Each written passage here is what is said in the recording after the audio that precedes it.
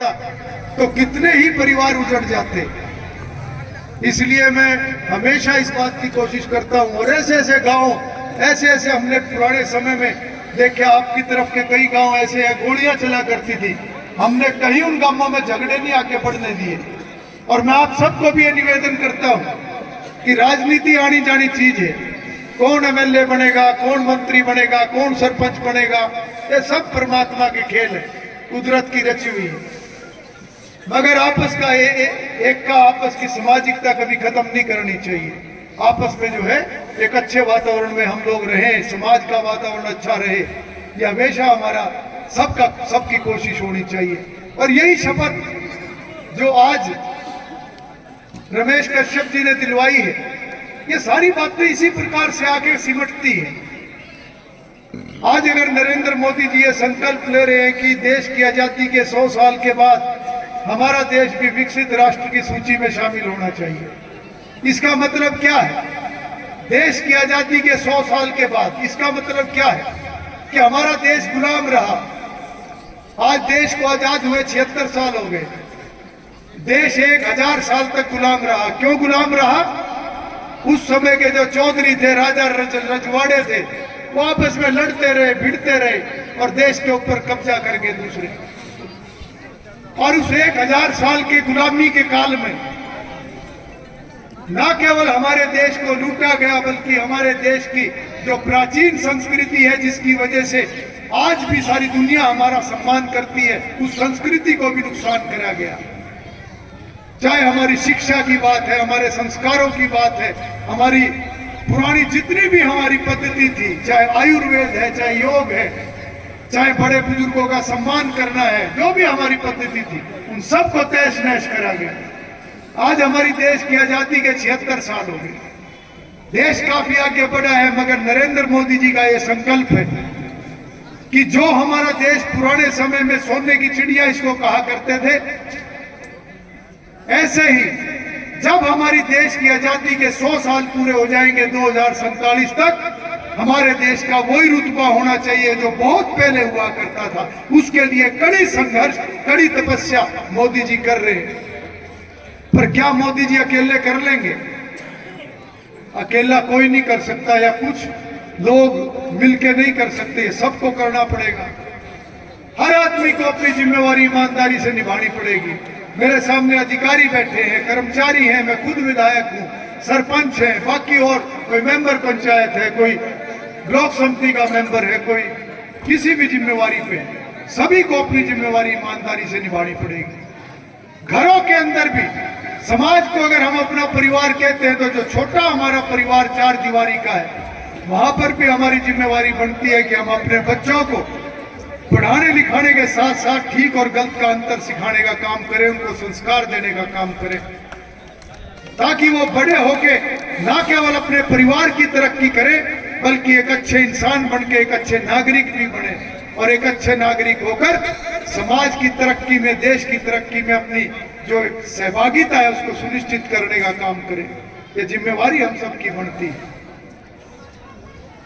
आज इन योजनाओं के लिए बहुत सारे लोग आए हुए हैं। जितने भी ऐसे गांवों में अभी तक हम गए, लगभग आज 58 गांव हमारे हो गए, और हर गांव में कहीं 40, कहीं 50, कहीं 100 लोगों के काम मौके पे हो रहे हैं। जिनका नहीं हो रहा, किस कारण से नहीं हो रहा, उनको बताया जा रहा है, ताकि बहुत लोगों को तो पता ही नहीं होता कि मैं काम कैसे करवाऊं, कहां जाऊं। आज सरकार ने ऑनलाइन सारा सिस्टम बना दिया ताकि घर बैठे भी कोई योजना का लाभ ले सके, मगर सबको कंप्यूटर चलाना नहीं आता, इसलिए सरकार ने सीएससी सेंटर हर गांव में खुलवा दिए। अगर हम 2014 से पहले की बात याद करें, कुंडरी गांव से अगर किसी को काम है तो करनाल जाना पड़ता था, कितनी दूर था। फिर सब डिवीजन बनी करनाल के गरोंडा के अंदर, हमारी कुछ मुश्किलें आसान हुई, और उसके बाद सरकार ने गांव गांव में सीएससी सेंटर खोलने का काम करा, ताकि अपने गांव में ही हम अपने कागज लेकर जाएं और अपने जो भी योजना है, जो भी पंजीकरण करना है, रजिस्ट्रेशन करना है, गांव के अंदर करें। कितना बदलाव है। और कई बार मुझे हैरानी होती है जब विपक्ष के लोग कहते हैं कि हम पोर्टल अगर सरकार आई तो पोर्टल जोड़ में फेंक देंगे। कई बार लोगों को बहकाने की बात करते हैं कि ऑनलाइन करके जो है लोगों को धक्के खिलवा दिए। ई टेंडरिंग की बात आती है तो कहते हैं ई टेंडर में कैसे कैसे कानून लगा दिए। मगर मैं आज आप लोगों को बताना चाहता हूं, एक समय में एक बहुत बड़े नेता हमारे हरियाणा प्रदेश के रहे, उन्होंने एक बात कही थी।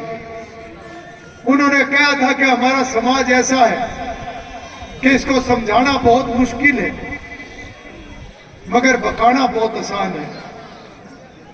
और असलियत में बकाना बहुत आसान है, मगर अगर हम लोग जागरूक हो गए तो कोई बका नहीं पाएगा। हमारे देश के एक राष्ट्रपति थे डॉक्टर राजेंद्र प्रसाद, उन्होंने भी एक बार एक बयान दिया था 1957 में, कौन से सन में, जब वो राष्ट्रपति थे। उन्होंने कहा था कि हमारा समाज बहुत घोड़ा है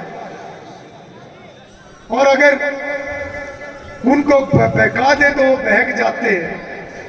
पर उन्होंने एक बात और कही थी कि घोड़ा तो है मगर अच्छे भी बहुत हैं, इतने अच्छे हैं कि अगर समझाया जाए तो समझ भी जाते हैं।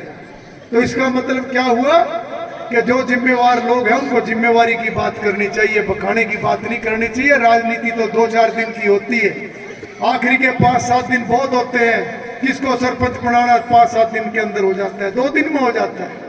किसको एमएलए बनाना बना दो, जिसको नहीं बनाना अगर मैं पसंद नहीं हूं 2 दिन लगेंगे, आखिरी दिन में गाड़ दो धरती में, क्या फर्क पड़ा है।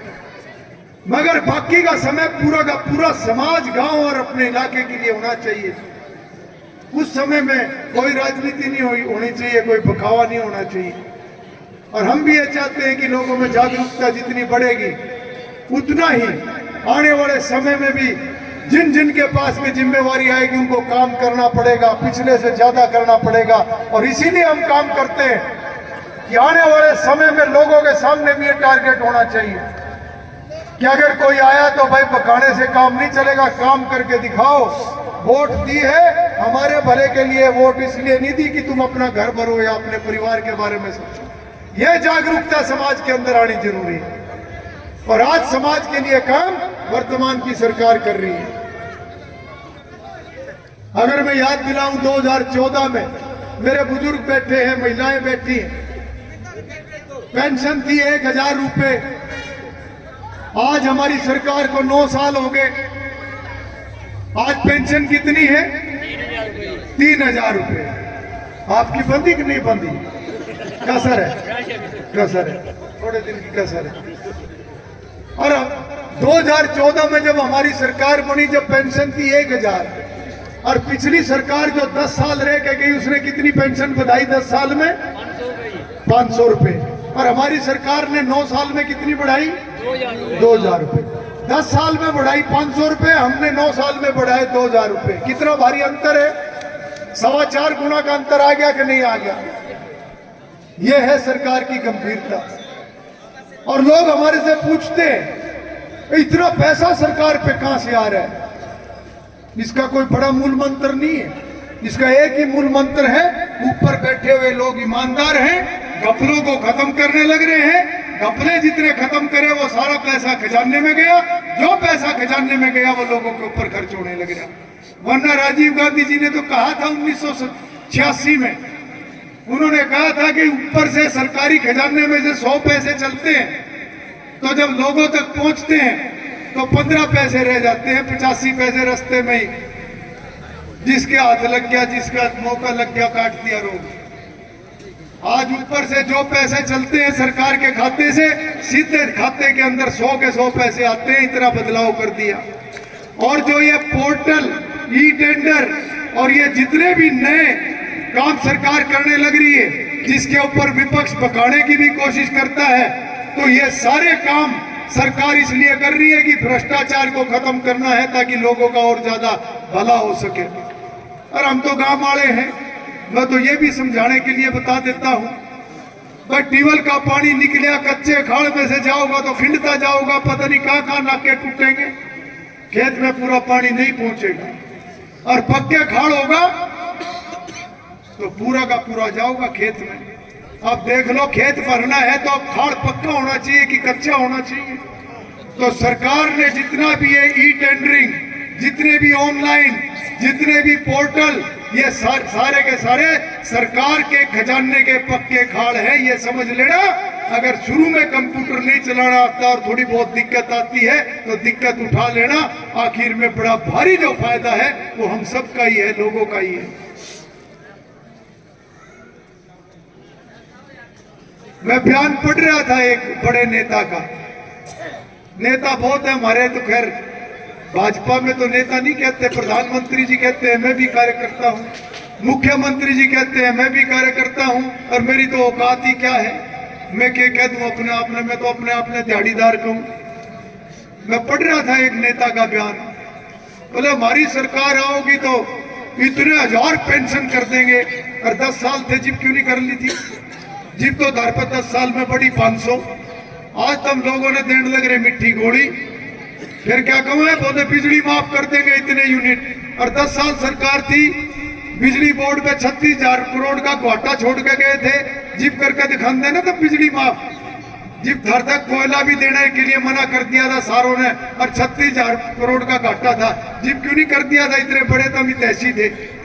जिम्मेदारों को भड़काने का काम करते हैं। कोरोना की मार पड़ी पूरी दुनिया पे, हमारे देश में भी, और जब कृषि कानून लागू करे मोदी जी ने लोगों के भले के लिए, उसमें भड़काने का काम करके और किस प्रकार से आंदोलन करवाया। इससे बड़ा पाप ये कर नहीं सकते, और ये भुगतेंगे, मैं बताने लग रहा हूं, क्योंकि उसकी जो अदालत है वो बड़ी पक्की है। इन्होंने 10 साल कृषि कानूनों के ऊपर काम कराया, 10 साल इन्होंने काम कराया जब इनकी सरकार थी, लागू नहीं कर सके, लागू करा मोदी जी ने, लोगों को भड़का दिया। यहाँ पे कर्मचारी भी है हमारे, कर्मचारियों की ओल्ड पेंशन स्कीम इन्होंने खत्म करी जब इनका राज था, और आज ये भड़काने का काम कर रहे हैं जबकि इन्होंने खुद उसको खत्म कराया था, और ये कह के खत्म कराया था कि ये पेंशन स्कीम अगर नहीं बदली तो देश का दिवालिया पिट जाएगा। अपने ही करे हुए कामों में पलटने लग रहे और लोगों को भड़काने लग रहे, क्योंकि आज लोगों को पता नहीं कि जिस काम पे, जिस बात पे भड़काने लग रहे, ये इन्हीं के तो नाश करे हुए हैं सारे के सारे। इसलिए सावधान रहने की जरूरत है। और मैं अगर इससे भी बढ़ के कोई बात कहूं, आज लोगों को विकास की इतनी जरूरत नहीं है, आज लोगों को योजनाओं की भी जरूरत है, मगर इतनी भी जरूरत नहीं है जितनी जरूरत जागरूक होने की है। तो अगर विकास बहुत जरूरी है, योजनाओं का लाभ मिलना बहुत जरूरी है, तो उससे 1000 गुना ज्यादा जरूरी है कि हमें जानकारी सही होनी चाहिए और हम जागरूक होना चाहिए। उसके बाद इस कलयुग में कोई भगा नहीं सकेगा, वरना कलयुग है, करे हुए ना भी कई बार करे हुए का भी नाश पीटते 2 मिनट में। हमने सुना इनका चुटकुले सुना सुना के बिहार में 4-4 बार मुख्यमंत्री बन गए, लोगों का नाश कर देते हैं। मगर हम लोग आज जागरूक लोग हैं, हर बात की जानकारी हमें होनी चाहिए।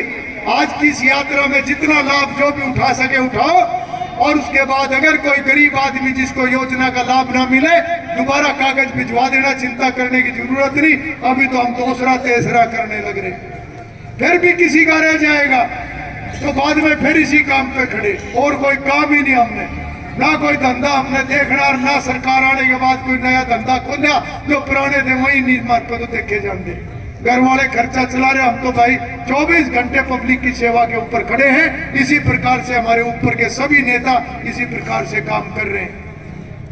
आप सब ने मेरी बात को बहुत ध्यान से सुना, आप सब ने मुझे यहाँ आने पर हमेशा की तरह बहुत मान सम्मान दिया, उसके लिए मैं सिर झुका के आप सभी को नमन करते हुए अपनी बात को समाप्त करता हूँ। आप सभी का बहुत बहुत धन्यवाद।